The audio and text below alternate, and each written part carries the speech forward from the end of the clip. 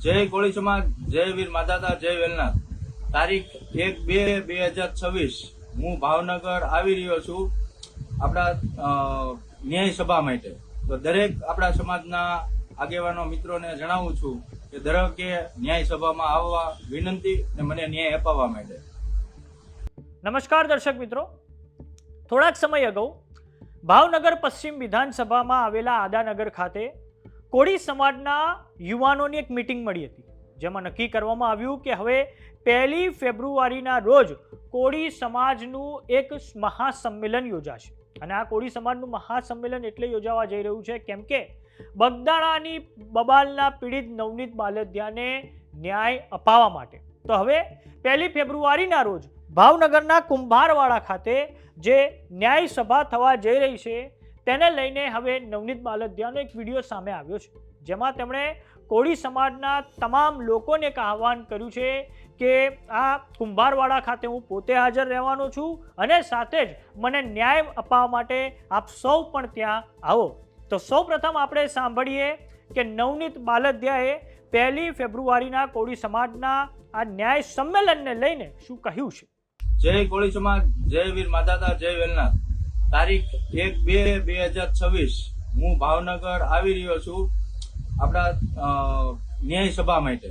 તો દરેક આપણા સમાજના આગેવાનો મિત્રોને જણાવું છું કે દરેકે ન્યાય સભામાં આવવા વિનંતી અને મને ન્યાય અપાવવા માટે।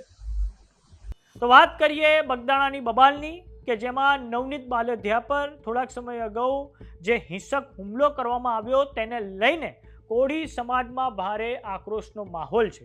અને આ અગાઉ જે પોલીસ તપાસ થઈ તેને લઈને કોળી સમાજના આગેવાનોએ ખૂબ પ્રશ્નાર્થચિહ્નો ઊભા કર્યા હતા। અને તે પછી હવે સરકાર દ્વારા આઈપીએસ અધિકારી જયવીર ગઢવીની અધ્યક્ષતામાં એક સ્પેશિયલ ઇન્વેસ્ટિગેશન ટીમનું ગઠન કરવામાં આવ્યું છે। અને થોડાક સમય અગાઉ જયરાજ આહિરને પણ એસઆઈટી દ્વારા પૂછપરછ માટે બોલાવવામાં આવ્યો હતો અને તેનું નિવેદન નોંધવામાં આવ્યું હતું, પરંતુ હજુ પણ કોળી સમાજમાં એક લાગણી એવી છે કે જયરાજ આહિરનું નામ કેમ હજુ સુધી એફઆઈઆરમાં નોંધવામાં આવતું નથી, કેમ કે જ્યારે નવનીત બાલદિયા પર હુમલો થયો ત્યારે જયરાજ આહિર પોતાના ફાર્મ હાઉસ પર તે હુમલાને લાઈવ જોઈ રહ્યો હતો અને આ વસ્તુના તમામ પુરાવા હોવા છતાં એસઆઈટી દ્વારા કેમ હજુ સુધી એફઆઈઆરમાં જયરાજ આહિરનું નામ ઉમેરવામાં નથી આવ્યું। તો હવે કોળી સમાજ નવનીત બાલદિયાને ન્યાય મળે તે માટે 1 ફેબ્રુઆરીના રોજ એક મહાસંમેલન ભાવનગરના કુંભારવાડા ખાતે કરવા જઈ રહ્યો છે કે જેમાં નવનીત બાલદિયા પોતે હાજર રહેશે અને કોળી સમાજના તમામ આગેવાનો, દિગ્ગજો અને જે કોળી સમાજના લોકો છે તે ત્યાં આ ભાવનગરમાં હાજર રહેવાના છે। તે માટે નવનીત બાલદિયાએ પોતે હવે વિડીયો બનાવીને આહવાન કરી દીધું છે। તો હવે કોળી સમાજ 1 ફેબ્રુઆરીએ પોતાનું શક્તિ પ્રદર્શન કરવા જઈ રહ્યો છે।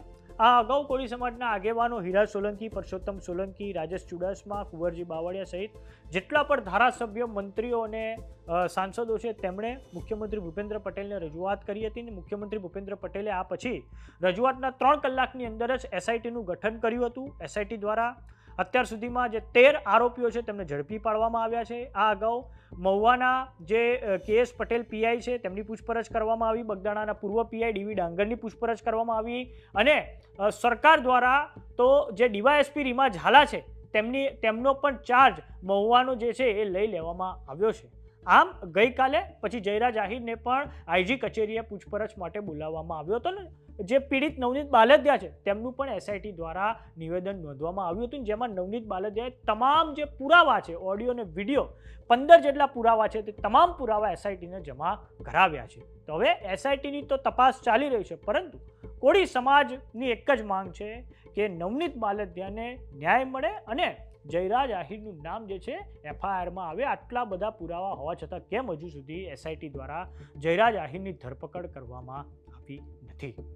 તો આ બાબતે શું માનવું છે કોળી સમાજનું? જે સંમેલન મળવા જઈ રહ્યું છે 1 ફેબ્રુઆરીના રોજ ભાવનગરના કુંભારવાડા ખાતે, અમને કમેન્ટ બોક્સમાં લખીને જરૂર જણાવો। જો તમે અમને યુટ્યુબ પર જોઈ રહ્યા તો સબસ્ક્રાઇબ કરો, જો તમે અમને ઇન્સ્ટાગ્રામ અને ફેસબુક પર જોઈ રહ્યા તો ફોલો કરો, સાથે જ અમારી વોટ્સઅપ ચેનલ આવી ગઈ છે, જોઈન કરવાનું ના ભૂલતા। નમસ્કાર।